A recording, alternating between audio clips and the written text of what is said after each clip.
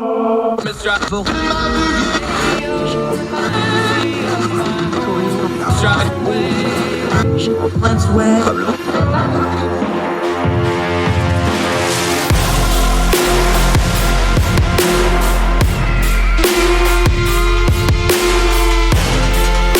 host, Andrew Donaldson.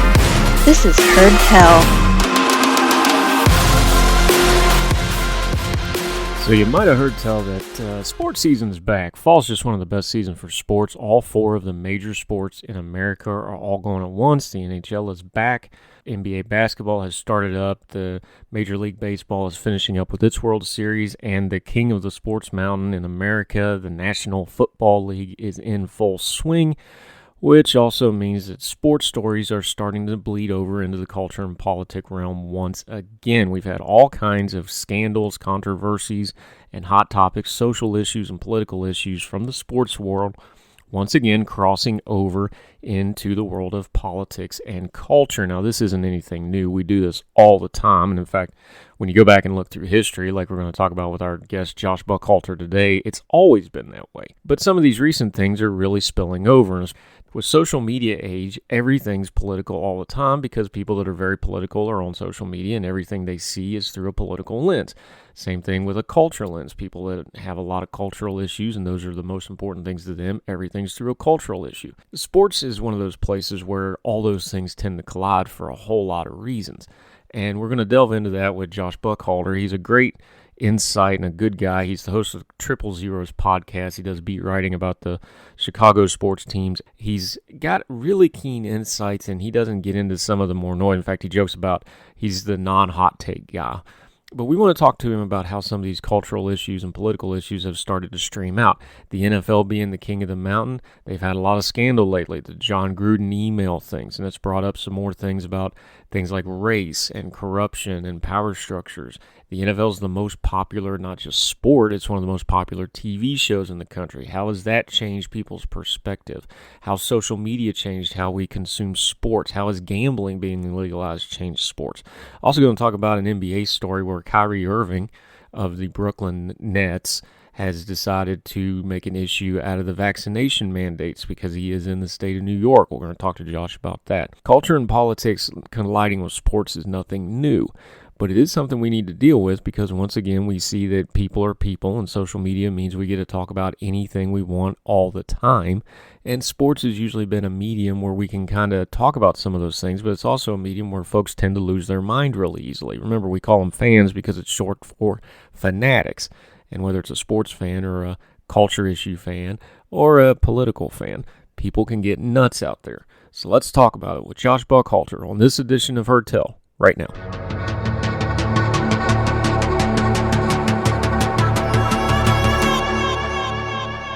Let's talk a little crossover between sports and culture and politics with our friend Josh Buckhalter. He is the host of the Triple Zero podcast. He does a lot of beat writing. Josh, how are you, my friend? I'm good. How about yourself? Not too bad at all. Excited to talk a little sports, and I'd like to say I could get away from culture and politics, but the fact of the matter is, and you cover sports, there just doesn't really seem to be as any such thing anymore, especially with a lot of the current headlines we're seeing, is there? Well, you know what? To be honest with you, there never really was. You can go back to the 30s with Jesse Owens at the Olympics, and sports and politics have intertwined for forever. So I always find that argument to be a little bit, maybe short-sighted, but almost disingenuous because we know that it's in history. We celebrated, the Olympics with Jesse Owens in front of Hitler. Like that's a big thing in your social studies class. So when people say that, I'm like, yeah, yeah. Yeah. Why is that? Is it the current? I understand we have media saturation now with social media. Social media has changed how we take in sports and politics, but it's just how we communicate now. People have way more information than they've ever had before. That's really permeated into sports where it's, you can have sports 20, I'm of the age you grew up ESPN and you get SportsCenter every morning and that was kind of your sports for the day. You can have sports 24 hours a day and it really changes how you just intake sports and intake everything else, doesn't it? Yeah, no, and you nailed it. With the technology today, information at your fingertips at all times. So if you want to know it, you can find out whenever. So it's not even a matter of, 24/7, it's on demand. And we fill a lot of our time. My brother's a truck driver, and he always tells me how he sees everybody on their phones while they're driving. So we're always taking this in, and like it or not, you're being influenced by what you see. And so when you hear enough people say that, now we're having it blended so much more than it used to be, some part of you holds on to that, and then at some point it comes back out, and you just regurgitate it, and it's just not the case. You know what I mean? And part of it is because we hear so many different viewpoints from everybody nowadays that the original message gets lost. So I guess people find it from different perspectives, and they think that it's something new, when really they're batting around the same idea half-heartedly, because no one's really having that discussion anymore at the heart of the matter. We find that, I come from the writing world into media of doing culture and politics. You come kind of at a beat writer kind of a perspective of sports. How much of this is, in media and in sports media, it's just like culture and politics media. There's a lot of aggregation. There's a lot of regurgitation. What's some of the things you do to try to cut through? Because it does seem like a lot of people just say the same thing over and over again, especially if we get an issue in sports that kind of crosses over into the wider culture. How do you go about it? How do you kind of dig into like, okay, here's how I'm going to get past the noise and get to the actual issue involved? Because there is so much of that aggregation and just repeating of this reporter reporting on what this reporter said, of what this reporter said, of what this reporter said, and this sort of thing. So I will not write about something that I have not witnessed. If I didn't watch the game, I'm not going to tell you what happened in the game. What a concept. To that end, right? It's novel. To that end, though, I also try to think about how I'm going to talk about it ahead of time. But then when everything's concluded, when there's that flood of stories after the game, I'm not going to touch those. I'm not even going to look at them until afterwards. I don't want my thoughts to be changed by them. I don't want to be influenced by what they say. After the fact, it's always fun to go back and read them and see what they said that was similar to what I was thinking. Confirmation is always, it's a drug basically. But I'm never going into it trying to find out what somebody's, just because I don't want to be persuaded in that way, because listen, as a whole, despite the print being a dying medium, people are really good at it. So yeah. You read stuff that's designed to make you feel a certain way. That's what my job is, to make you feel a certain type of way, or to influence you to see things through my perspective. So if I did that before I wrote my story, there's no doubt that in some way, shape, or form, even if it's just some minor detail, it's going to be influenced by what they say. It happens just by scrolling through Twitter. So it's unavoidable if you're going to read something in depth. And we know with sports, like politics or culture or whatever else you want to do, affirmation bias is a big thing, especially when you start dealing with sports fans, because they're very invested in their teams. They're invested in their stars. When you sit down to write, or when you sit down to do a podcast, the audience that we have in sports medium and media in general now is, you're dealing with folks that, they have that freedom of information, that they're only going to intake what they want to intake, and they can find what they want to hear. How does that affect you when you go to present a story, or when you go to present an issue from a sports perspective? Because it's on everybody's mind, because we do it too. We're humans, even though we're the ones kind of behind the mics. We do it too. It's very easy to just feed yourself what you want to hear. How do you approach the fact that your audience is always like that now with the way social media is? So the old trick, you don't bear the lead, right? You come out with the juiciest part first so that they want to read the rest of it.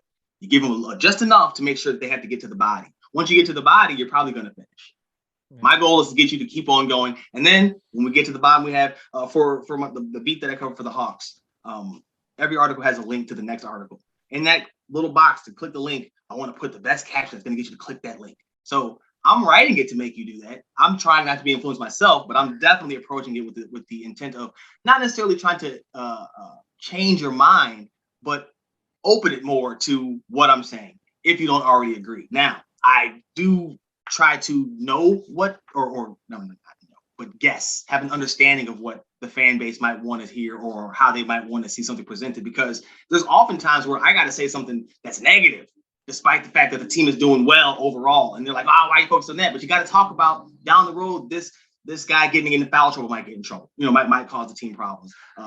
This injury here wasn't big against this team, but it will be against that team. But you can't tell them that coming off a big win unless you present it in a way like, hey, this was great. And then inside of that, you kind of let them know, watch out for this though. Look out for these trends as well. So it's a delicate dance, but to say that I didn't go into it trying to entice you to want to read more would be a lie, flat out, to be honest with you.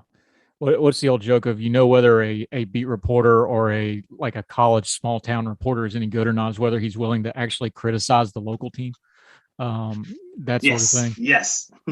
There's an integrity part to it, but do you think sport, even though we're a part of it, I was just joking a minute ago, like when I was growing up, it was you watched ESPN in the morning and that was your sports for the day. Now you get it 20. Do we really have a good handle on just how fast the social media has changed how we consume something like sports? I know it has in politics. We can see that real clear. We know it does in culture because you see how the influencer market, that's its own industry now, just being an influence on social media. Have we appreciated how much that has changed? It's not just changing consuming sports, it's changing the business model of sports. It's changing how the athletes react, because now we've seen it with certain ones. They get very online and it affects their performance. I don't think we really have a handle on just how much this has changed the last few years, have we? No, and I think you see it a lot with sort of the fake stories that get ran with a lot of times on social media. Back in my day, Yeah. you had Mad Magazine, you got Onion now, satirical print things that you knew were fake. You knew they were there for entertainment purposes.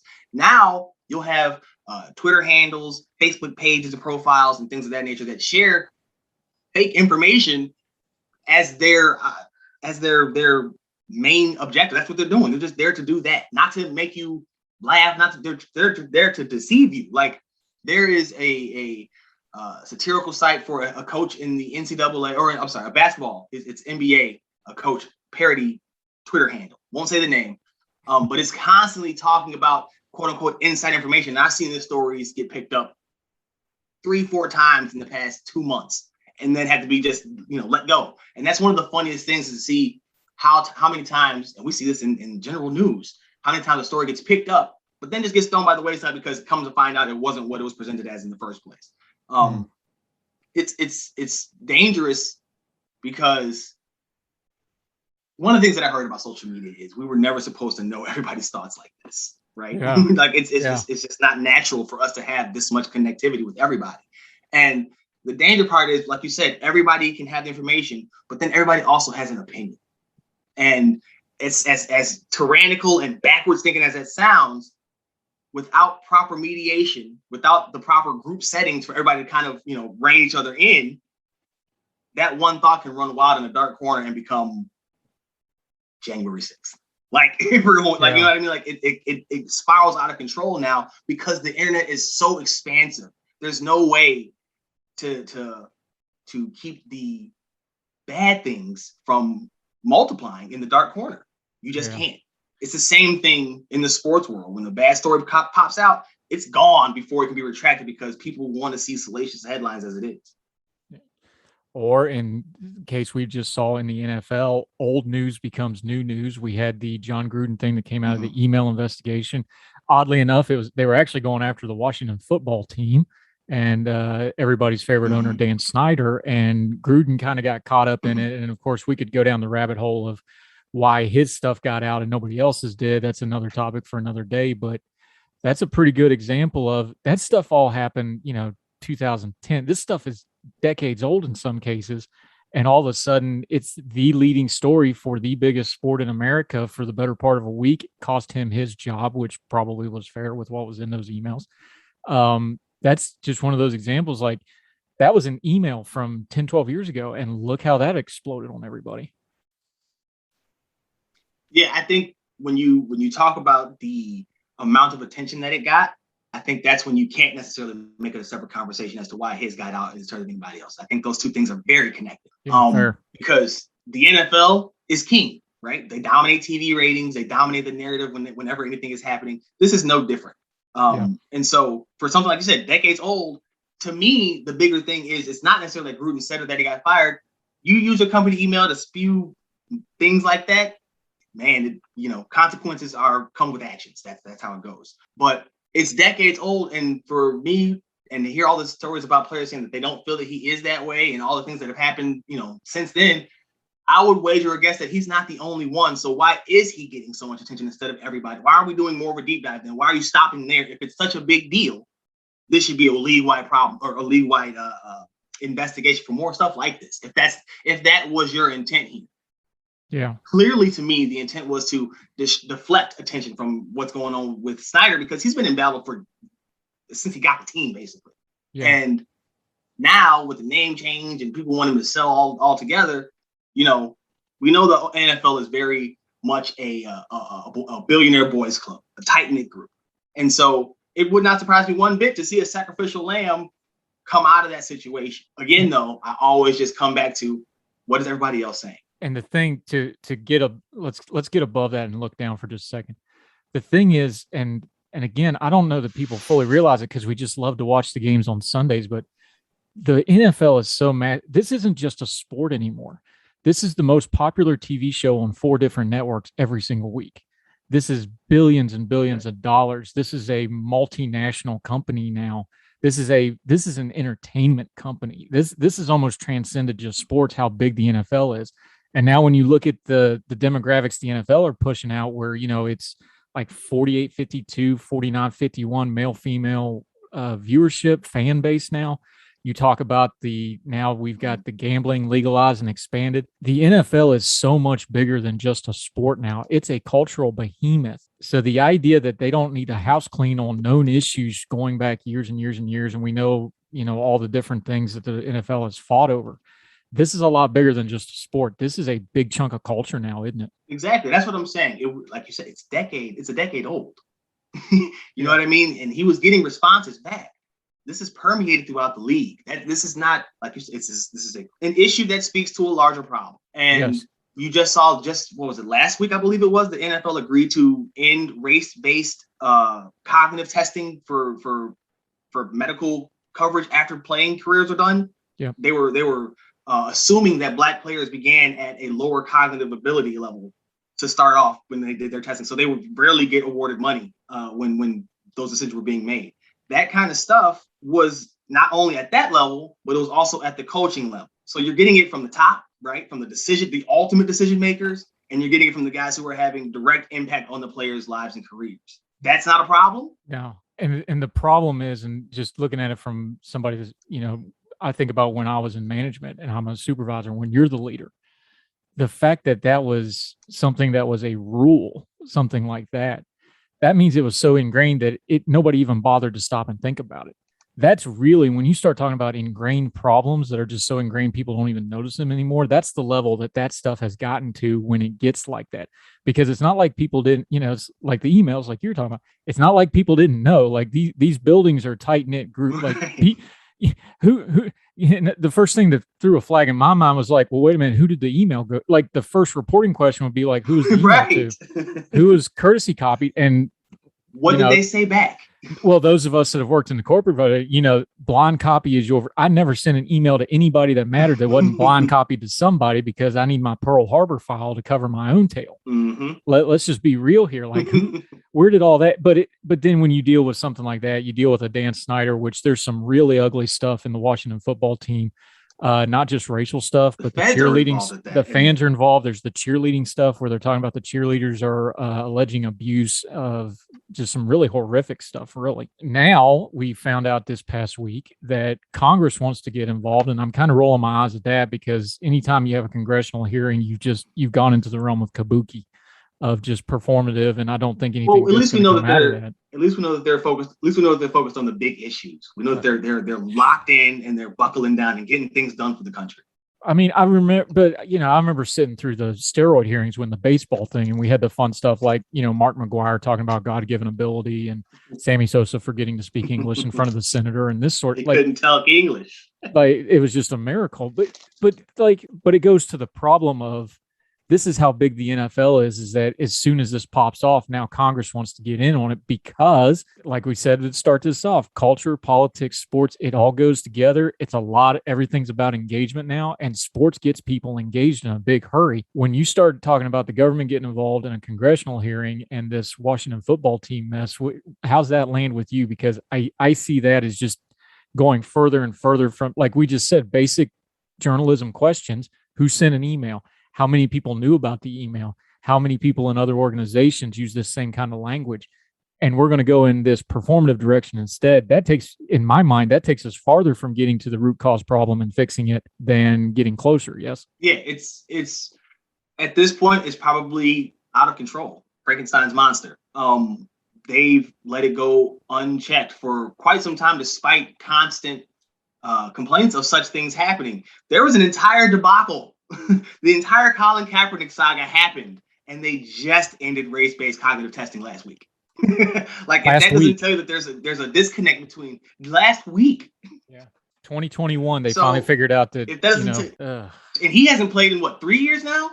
So there's a clear disconnect between what people are saying and what they're taking in from that complaint, and that is a fundamental problem, not just for them but for the country. So again, the NFL is not just about football. It's not just even entertainment. It is at this point about the way of life in this country, because we've kind of ingrained it into our day-to-day, and vice versa. Well, the NFL did that on purpose. The NFL, when you're going to open this, when you're going to turn it into a patriotic thing, and there's nothing wrong with that. That's fine. I'm all, I love my country. I love my patriotism. But that was the marketing scheme for the last 10, 15 years. So when you start ingraining all that stuff, you're opening the door to be like, okay, we're going to Star Spangle everything. That opened the door for a lot of this stuff. But part of being an American is I love my country, but I can say, hey, we've got some stuff that we haven't dealt with and we haven't cleaned up and we haven't really even addressed, or, we haven't even discussed a lot of it for a lot of folks. So when they went down that road, when you have a minority league, when it comes to at least the players, this stuff was inevitably going to come up, and those two things were going to crash. It was inevitable, wasn't it? Well, this goes back to the social media part of it. So you spent all that time being reaffirmed in your beliefs, right? No matter what they are. You're only, because your feed is designed to show you stuff that you are going to agree with or sharply disagree with, to keep you sharply disagreeing with it. It's made, you're going to see what you're supposed to see. So when you finally go out into the open world and you're confronted with conflicting viewpoints, then you see what we have now. We've gotten away from respectfully disagreeing, right? And one of the things, I remember being a kid, and my mom used to always tell me, my fiance says it to me now, we're going to have to agree to disagree. I hate it so much, but it's so true, because that's the only way you can get through life that's going to be full of conflicts. But you have to see, we have to do this together. That's the thing that people don't seem to want to admit here. We got to get through this together. So I've never understood why a simple disagreement on a viewpoint, not necessarily on an action, but even just a viewpoint, would lead us to be so ugly to each other. But I mean, it's been happening for forever. Again, none of this is new. It's just amplified because of the way media is, how large the NFL is because of social media. And we use it as an avatar because it's easier to run it through that filter than doing anything where we ourselves would have to actually sit and look and start loading some of the blame on our own shoulders or on our ancestors' shoulders and talking about it. It's easier to just throw it at them rich athletes over there on TV, because it doesn't hurt me any, and I can turn the TV off whenever I want to and walk away. So it's really kind of a socially cowardice way to do it. And it when you're a spectator sport, there's a real tendency to spectate on everything, but representative government in the United States of America was not designed to be a spectator sport. It just wasn't. We've let it become that over the years, and then we try to exercise our right to have a say in the public square, and that's not the place for it. The public square is to debate the idea, and then you take it to the vote. But we want to kind of litigate things after the fact when they don't come out our way, no matter what it is. Again, it's funny because anybody can take that and think that it goes one side or the other, but it really does apply to everyone in every kind of situation. There's a danger in having this, like I said, having the internet bring you something that you agree with immediately without you even having to ask, right? You talk about a product and it's in your Facebook feed. So like this kind of stuff you got to be really smart about when you are taking in this stuff. What are you retaining and how are you using it, period? There was an ancillary item that came out of the Gruden thing that speaks directly to that, how we get our information. Adam Schefter caught a couple rounds on social media and elsewhere because it came out that he was running story. I think running story is a little harsh, and I think Schefter kind of got kicked in the head for something that's widespread, but you're a sports journalist, so you can explain it to me. Sports journalism, and we have this same problem in culture and politics that I cover, like the White House press corps. Politics has really become, access journalism. Sports has become access journalism. So I kind of was like, okay, you can throw rocks at Shefty all day about, taking care of his source, but the story. But you're the ones demanding all this inside info, and you want to be the first one on Twitter, and you want to be the first one on your discussion board with all this inside info. That's how you get it. But there's goes back to what you just said. That access journalism and how that system works, that's shaping a lot of this discourse of how people are treating it. They're going to war over information that has to be, assuaged just to get it out in the first place. So it's not like they got the whole story anyway. Exactly. And it's funny because he called him Mr. Editor, and we all assumed that he was taking bits and pieces out of the story from there, or people assumed that he was taking bits and pieces out of the story for that to protect him. I'm a writer. I promise you that is not always a term of endearment. That rarely, right? So my first thought on that was like, okay, well, we know that that's not the case because look at all the stories that have come out about them since then. Like, clearly that did not help. On top of that, though, let's not act like we don't know how these guys are. These are high-profile figures. If you say that you've never schmoozed and hobnobbed with somebody to get access, then you probably are not very far in life. That's just how it goes. And again, Schefter has done a lot of work. I'm not going to say that I would ever have put Mr. Editor in an email. That probably is a step too far above and beyond. But again, what he said, running them past to make sure that it was accurate isn't uncommon. No. And it's not like he ran cover. He didn't. I just don't see how there was any benefit to him doing it. Like if all the stuff had come out about Bruce Allen now, and then we found that email from Schefter, that would be different. But because we know that it's been bad and it's been bad for a long time around Bruce Allen, that's just kind of like, yeah, no, all right. And as you see, though, that story's kind of also blown a little bit over because people are just like, yeah, whatever. Bad choice of words, but probably not definitely not as bad as what else is in those emails. No, but I thought it was instructive, though, on how even the most plugged in and engaged people sometimes don't understand. It's like your water supply. Like people talk about, bad water. I'm from West Virginia. Let me tell you about some bad water problems and environmental issues. But it's like people don't understand the water's bad until they start drinking. It's like you don't understand. You're using all this information and you're going to the mat on social media over it. You need to understand the process, how you get that information before you start trying to, go to war with your friends and family over it. I thought it was an instructive moment, though, of just watching people like, wow, a lot of these people really don't have any idea what they're talking about, frankly. So to tie it in with sports, it's the gotcha culture. Just like every big play, you see the players pointing and celebrating. We want that in every single moment now. I don't know if maybe you want to consider instant gratification, but I just think it's all just gotcha. We want to have the one-upsmanship. We want to be the big dog in the moment, and it's eroding society because we're supposed to be looking out for each other, but we just kind of want to get over on each other. Yeah. One other thing about the NFL before we move off it, though, how much has the spread and legalization and diversification of gambling changed the NFL? Because a lot of people thought this would be a rocket pack to the NFL popularity. I was one of them. I was like, this is going to do what it's done for soccer in Europe, where you can literally sit in your seat and bet on the game while it's going on. How much has the gambling stuff changed it? Because we're starting to get the numbers now. You're getting more diverse people watching. You're getting longer engagement in games that don't really matter because now you got to watch to the end of the game. It's almost like what fantasy football did in the early days. Now it's times 20 because everybody's got money on it. This again is changing how sports is covered. It's changing how people consume it, and it's definitely changing the engagement from what we're seeing on the numbers out of it, aren't it? Yeah, no, and you nailed it by saying it's changing the diversity of who's watching, and that's where you see the explosion in the influence of the NFL, right? It's not just sports fans who are most sports fans they are who they are, but a lot of people who are casual sports fans are going to see something, maybe they might take something different away from it. So they see the protests that were happening and they thought that was continuing for forever when the protests largely died down rather quickly, but that story still kept on because it was a story and somebody wanted to read it. I think it's the same thing. It's weird, man. The NFL's grown so fast. I just feel like we're at a Frankenstein's monster part where whatever comes out of this all, you kind of have to just try to be better going forward because I don't know how you rectify stuff that's going to be decades in the past. It's going to be years of heartache. How do they make it up to those families that they denied money to for that cognitive testing? How do you make that up to them? That's billions of dollars that you owe to those people. Oh yeah. There's no getting. You watch like the documentaries like on Webster and these guys who just literally lost their minds and just decayed both mentally and physically, and just the horrific horror stories because they didn't know back then. And I don't know that you could claim they didn't know because we're plugged in, and this is still like the last 10 years or so that everybody started really understanding what head injuries do. I don't know how everybody gets bowed up when they hear words like reparation or retribution, but I don't know how you have that much money just optically and morally, if nothing else. Like at some point, they're just going to have to write a really big check to a whole lot of people, aren't they?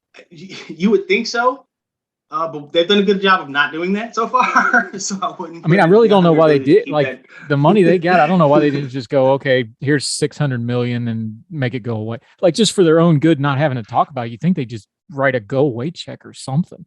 I really don't understand the obstinance of it, other than maybe they're worried there's more there underneath it, maybe, which is possible. There you go. There you go. Yeah. So they talked about the settlement with Kaepernick and Eric Reed and why they settled, why those two settled, and why the NFL was so willing to settle. And a large part of why people felt the NFL was willing to settle was discovery. They didn't want any of this kind of stuff coming out. And the scope, just think of how much this is about to unleash, and then multiply it times 32 because it was going to be for every team. Like, so they didn't want to have that happen. And that to me is just reinforcing what I was saying earlier of with this Gruden stuff, that's not even tip of the iceberg. That is the glimmer of the iceberg off in the distance, right? Because there is so much more there to this story. And Gruden, for better or for worse, is the scapegoat right now. Yeah, I don't think Gruden's like the final boss of this by any means. I think he's not to excuse any of his behavior because look, let's be real clear here. If any company in America, if he does that exact same thing, he's fired that day on the spot. Gone. With it, like Gone. immediately. Mm-hmm. You're fired. So it's not excusing what he's doing at all. Real quick though. Yeah, go ahead. Real quick though, to your point about that, he didn't get fired. Exactly. That's the point. He's been around for forever.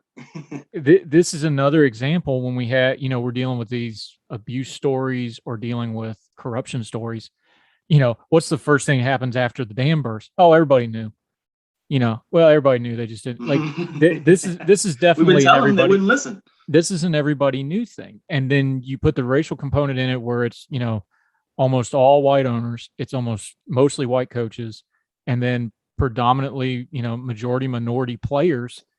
Those issues, you just got a cauldron waiting to boil over at any given time, and the more you try to cover it up, I think the more it's going to bubble. Because now the players have power. They're looking at the NBA. They're looking at these other sports going, well, wait a minute, we got power now too. We got social media. We got, a union. We got all this other. And by the way, there's the union vote for leadership's up too. That was no small part to this either. So let's not be children here. There's a reason that the emails about Demarius Smith specifically got out, but that's another topic for another day. But this stuff all goes together. I think the players in the NFL, there's a culture shift where football was always the ultimate coach sport.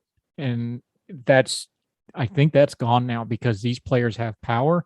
They've got money. Now you're going to have the college kids coming in with money that especially the stars with the NFT stuff. There's a big culture shift going, and the coaching and executive levels are going to be slow to catch up with it. And I think it's going to burn a lot of guys because that old school mentality just ain't going to fly in corporate NFL America that we talked about, where, again, this ain't a sport anymore. This is the number one TV show. This is a brand. That stuff just ain't going to fly. And when it gets put out in the light, you're going to get burned every single time now. Yeah, and you know what? I equated. Now you said you want to switch real quick. So let me real quick. I'll tell you the story. I equated to the Bears and Matt Nagy. Right. One of the things that they say about Matt Nagy, his saving grace, is that he hasn't lost a locker room. He hasn't lost a locker room. Well, this year you've seen three guys get kicked out of games. You had a player post his fine for being late on social media. You've had players liking posts about the offense being inept and things that wouldn't necessarily scream control over the locker room. My point to that was, as these young guys come in, they are further and further away from that one successful season in 2018. And they have less and less of a built-in respect for him as a leader. And so you see the younger guys losing because they don't care because they weren't there for that. And it's the same thing in the NFL as a whole. It's like you said, these young guys come in with money and they see the players ahead of them have say, while the current NFL players see the NBA guys have say. That's definitely going to have an impact. And it's not, like you said, not the old days anymore. And as we know, older people are slower to change, if at all. Right.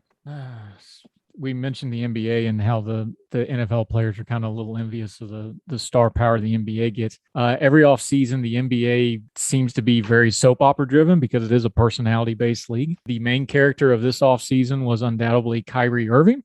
He's still not playing, which I'm fine with, by the way, because my boy Javon Carter's getting some run. Good West Virginia point guard. Just give him a little shout out because he's not playing real well, but he at least got to play. But anyway, Kyrie Irving was the main character here, and it got picked up by a lot of people.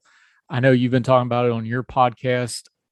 I kind of feel, I hate to say I feel bad for him because he's doing this on purpose. So, he's a grown man. He's got to make his decision.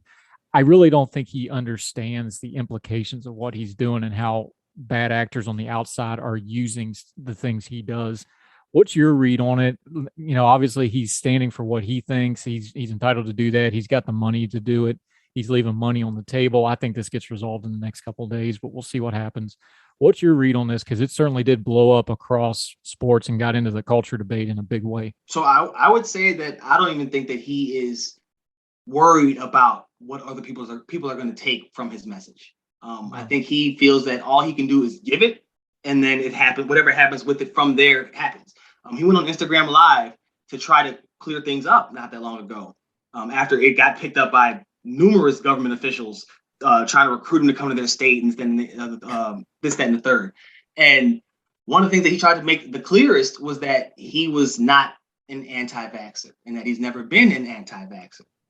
And the problem with what he was going through, in my eyes, again, my opinion only, was that he was saying this and making some very salient points, but then he was following it up, or then you have to juxtapose that with his liking and sharing of misinformation across social media platforms. Right. And so, again, when those are the only two images that you have of him sharing those and then him not getting the vax, that's going to form your opinion one way. But if you heard him speak, you could hear a guy who was really just trying to get it a clearer understanding of it, because in his mind, it all happened really fast. I think that the people who took advantage or who latched onto it, we know that they only are in it for their own interest, because those are typically the shut up and dribble people. Yep, exactly. And I laugh because, again, like you said, we can't act like you can't intertwine sports and politics, because they always are. And for Kyrie, and let me say that I don't have any problem with what he's doing. You want to take that stance, that's fine. As the NBA has said, they don't have a problem with it. It's his issue is with the state of New York. So there are some details here. There's one. Somebody was talking about him comparing himself to Muhammad Ali. He never did. There's a great video from a former Duke point guard, Jay Williams, on this, talking about how the comment came from Stephon Marbury in the IG live post, but that was the headline. Kyrie thinks he's the new Ali, and he's never said that. Just like he's never said that he was anti-vax, or that he wouldn't end up. He's not getting it now. There's that quick nature of social media being our new news platform, and people wanting to be confirmed in their beliefs. Yeah. That's how you get this now, because in all honesty, Kyrie is one of a handful of players who is unvaccinated. The other night, there was a game and he couldn't play, but the visiting team had a player who was unvaccinated and they could play. Yeah. This is all sorts of backwards, and it's not getting resolved because it's so polarized. I think it's even more than just affirmation. I think we're just avataring everything. So instead of just, so they just, when Kyrie jumps up, now he's automatically the avatar for the anti-vax folks, and he's the avatar for people that are against the anti-vax folks. Like they just grab the loudest voice and just start chasing that monster instead of whatever the issue is. And again, he's got his money. It's not like he's going to miss a meal here or anything. He can make his own decisions, but I think it goes to, we can rail about the media, and I do that some too. But at the end of the day, the media is reacting to what we want them to watch, because they're trying to feed us what we want, and we want this. And people want to just avatar everything and chase that instead of discussing the issues. And I think that's the hole that the Kyrie Irving situation fell into, where I don't think it matters what he says on IG now, because he's a symbol now to these folks. They're not going to listen either which way. At least that's my opinion. Well, Kyrie was one of the loudest voices during the bubble of with the whole their wokeness campaign that people hated so much. He was one of the top guys then too. how much difference a couple of years makes. Like it's really funny how short our memories are when we hear stuff that we like. And like you said, it wouldn't matter what he said. It doesn't matter what he says now. I just think that this is another case. People's lives are boring, man. Mine's not. Drama. I stay busy, but it's like our trolls that show up on my commenting section every morning. I got to go in and delete their VPN they set up that morning, which takes me 1 minute, took them 20. I don't know what. Every morning, same people, same 3 or 4 things. I'm like, don't you people have lives? But I guess that goes back to the thing I was just talking about, avataring. This is how people want to feel like they're a part of the wider world. And I can sit back with some perspective and maybe maturity or life experience and go, no, you're just, you feel like you're accomplishing something, but you're just gerbil on the wheel, wearing yourself out and not going anywhere. But a lot of folks, I think this is their life now. They just live vicariously through this stuff. And like you were saying earlier, they can get spoon-fed what they want and nothing else. And even though we have media platforms like you and me do, we can write, we can do. When somebody just wants to be spoon-fed and nothing else, I don't know there's a whole lot we can do for them other than just put the truth out and hope they find their way back. Because once you get into that hole, I don't know, as media creators, there's a whole lot we can do about it, is there? No. And that's what the internet, that's it. That's all it is. The only time that you are back and forth, well, I'm going to say not the only time, but the majority of the time, if you're having a back and forth, it's a disagreement with somebody that's not going to change their viewpoint anyway. Yeah. And that, like, it's a rabbit hole, man, and it'll drain you, and it festers and it grows. And then you see it permeate throughout the rest of society. It's really sad because it should be a great way to share different viewpoints and have them in a neutral space, right? Where you can actually have it be out there, but everything that you say gets weaponized. I've had articles that have had a mistake and somebody attacked me and went all in, and I was like, man, sorry. Like, what else do you want me to say? Like, my bad. I was tired. Like, but that person, I mean, multiple tweets, all caps, they were tagging people, and I'm like, oh, my bad. Be blessed. You know what I mean? Like, it's just, it's odd, but that's how it is now. It's like a bar after 1 a.m. Nothing good happens after the third tweet.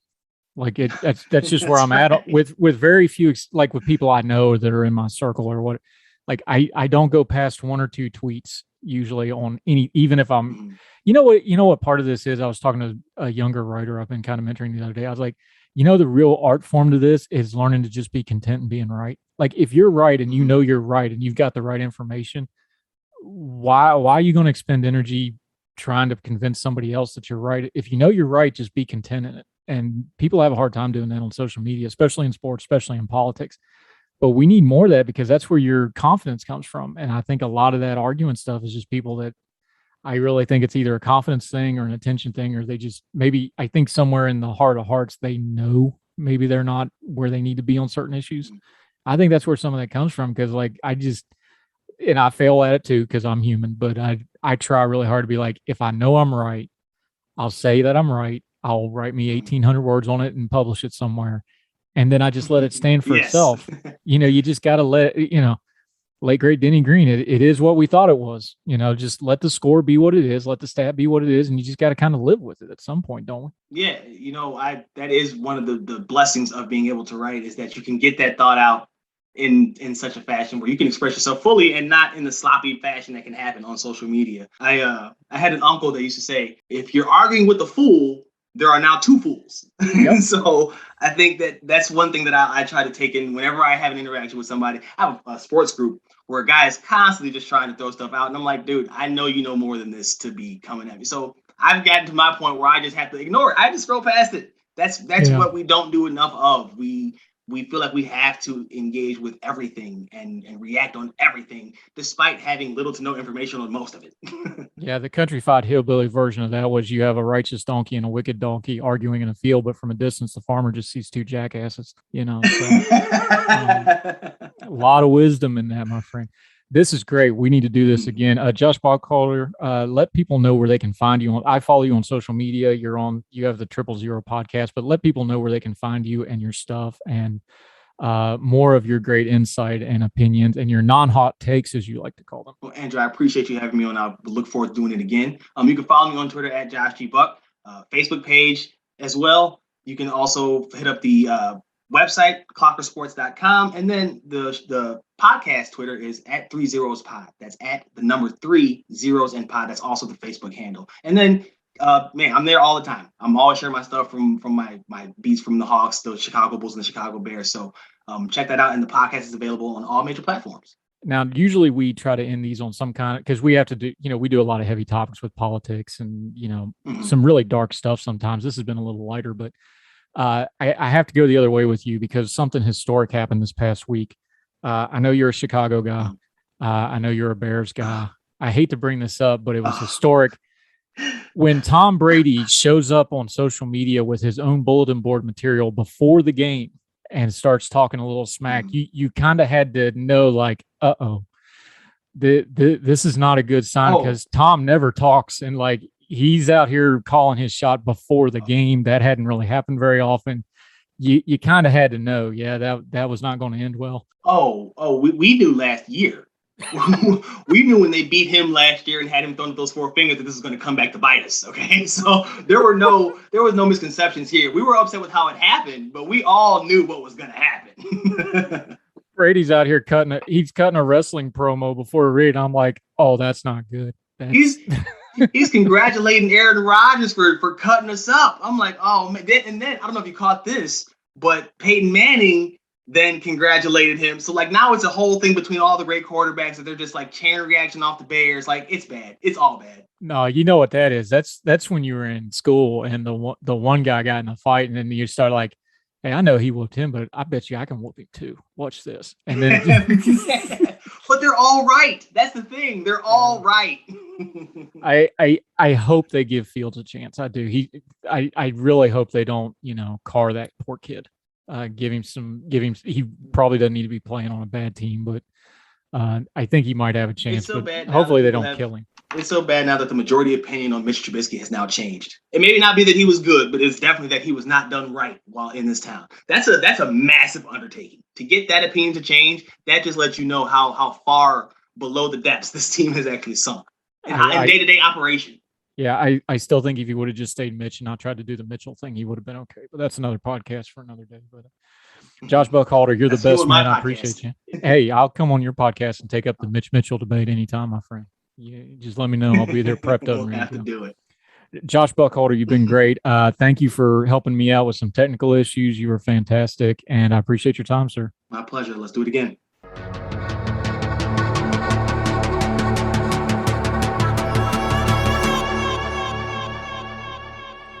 Back at the beginning of our talk, Josh brought up Jesse Owens, the great Olympian who won 4 gold medals at the 1936 Olympic Games.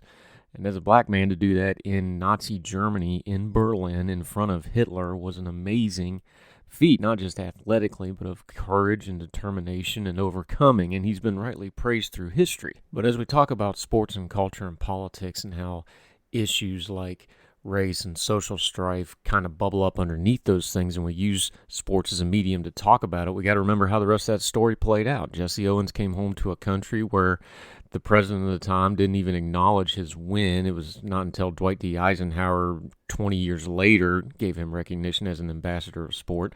He came home to a country where he couldn't ride in the front of a bus. He came back to segregation. He came back to where he couldn't have endorsement deals and things like this that a modern athlete enjoys. And when he was criticized publicly for racing a racehorse, an actual horse, in a publicity stunt that he was paid for, he said, quote, "People say that it was degrading for an Olympic champion to run against a horse, but what was I supposed to do? I had 4 gold medals, but you can't eat 4 gold medals. There was no television, no advertising, no endorsements then. Not for a black man anyway," end quote. Thankfully, the athletes of today have all sorts of opportunities like that, endorsement deals, ways to make money, platforms. And even more than that, they have their social media platforms that they can not only advocate for themselves, but they can talk about issues that bother them, whether they're social issues, political issues, their charity work, or whatever else it is.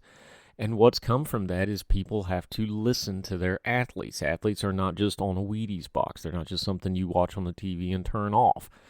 Athletes are always going to be front and center in our culture now because we've built them up as celebrities, and they've found out that gives them power to speak on things like culture and political issues. And some folks don't like that, and that's okay. This is America. We still have freedom of speech. But like Josh and I were talking about, the social media age means if you just intake things that you agree with and never get challenged in your beliefs when you run into something like an athlete who has a platform where you cannot ignore them. It's going to cause tension in the society. The lesson there is not to criticize the athletes. The lesson there is not to criticize the platforms. The lesson there is that we're going to have to all learn to live together a little bit better. We use sports because we can spectate and yell and cheer, but we don't actually get tired and dirty and injured like the athletes do. We're treating our politics a little bit too much like that lately, and it's spilling over on how we treat each other.